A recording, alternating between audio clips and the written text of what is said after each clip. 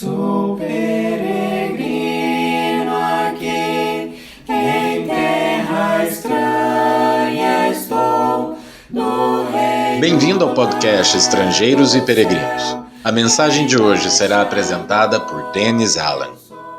Hoje, no final desta reflexão sobre o Cordeiro de Deus, eu darei a resposta à pergunta 732. João Batista era um homem com uma missão. Ele nasceu em cumprimento de profecias para preparar o caminho de Jesus Cristo. Ele não procurou atrair atenção para si, não estabeleceu nenhuma igreja ou instituição religiosa. Vivia com um singular propósito: conduzir pessoas a Cristo. Ele pregou no deserto da Judeia e falou da necessidade do arrependimento para entrar no reino dos céus. Assim, ele chamou a atenção ao rei que viria, o Messias, anunciado durante séculos pelos profetas do Antigo Testamento. Um dia, Jesus passou perto e João apontou para ele e disse: "Eis o Cordeiro de Deus que tira o pecado do mundo." João capítulo 1, versículo 29. Quando nós ouvimos estas palavras, o que entendemos? Pensamos de um animal de fazenda, talvez pequeno, manso e bonitinho.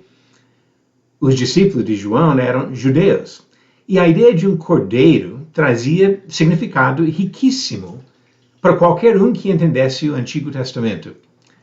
Toda a história da sua sobrevivência como a nação escolhida voltava à imagem de um cordeiro. Quase 1500 anos antes de João apresentar Jesus, Moisés foi enviado ao Egito para libertar os israelitas da escravidão. Deus realizou uma série de pragas para punir os egípcios e seu arrogante rei, o faraó.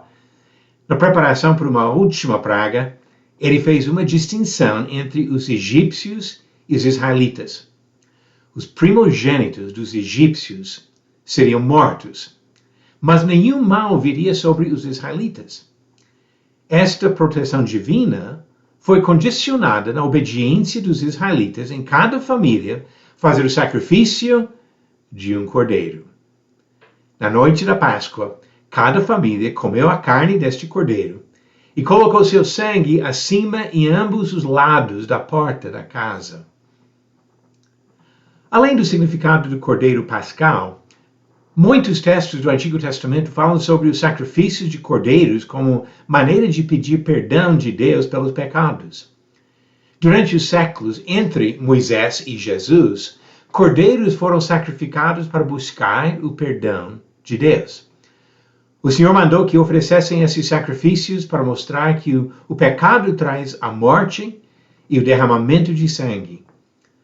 Ao mesmo tempo, a necessidade de repetir os sacrifícios mostrou a sua ineficácia.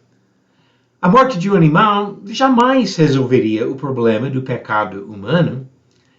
Diz Hebreus capítulo 10, versículos 3 e 4, "Entretanto, nesses sacrifícios faz-se recordação de pecados todos os anos, porque é impossível que o sangue de touros e de bodes remova pecados." Um animal incapaz de tomar decisões morais e escolher entre o certo e o errado, jamais poderia pagar a penalidade pela rebeldia humana. Somente uma pessoa que decidisse resistir à tentação e viver uma vida perfeita, sem nenhuma violação da vontade de Deus, teria condições de fazer o sacrifício pelos pecados dos outros.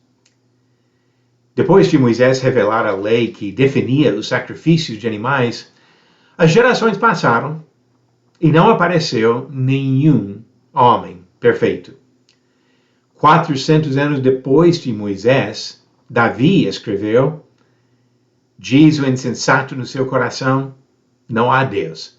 Corrompem-se e praticam abominação, já não há quem faça o bem. Do céu olha o Senhor para os filhos dos homens para ver se há quem entenda, se há quem busque a Deus. Todos se extraviaram e juntamente se corromperam. Não há quem faça o bem, não há nem um sequer." Salmo 14. Em Romanos capítulo 3, a partir do versículo 10, Paulo citou as palavras de Davi para explicar a qualidade imprescindível do sacrifício de Jesus.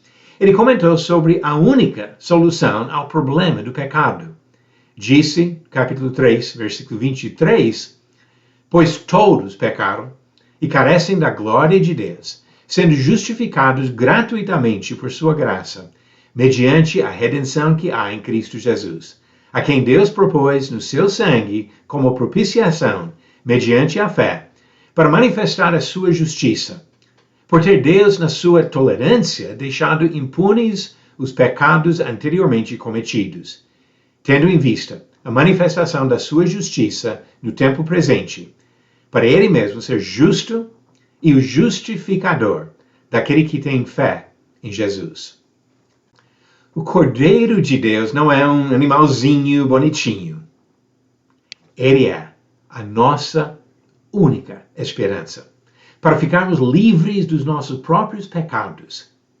O Cordeiro de Deus é o Salvador, Jesus Cristo. A pergunta 732. Na sua pregação no dia de Pentecostes, Pedro citou quais dos seguintes autores do Antigo Testamento? A. Salomão e Ageu. B. Moisés e Daniel. C. Joel e Davi. Ou D. Esdras e Neemias. A resposta certa, ele citou Joel e Davi. Pode ver na pregação relatada em Atos capítulo 2, que Pedro citou palavras do profeta Joel e depois do salmista Davi. E a nova pergunta para hoje, organize cronologicamente os seguintes reis. A. Salomão, B. Saul, C. Davi e D. Roboão. Darei a resposta amanhã no final do episódio 734. O Cordeiro de Deus que tira o pecado do mundo. Jesus Cristo, a resposta ao nosso problema do pecado. Obrigado por nos acompanhar nessa jornada pelas Escrituras. Volte amanhã para ouvir mais uma mensagem do podcast Estrangeiros e Peregrinos. Seguimos pelo mundo a viajar.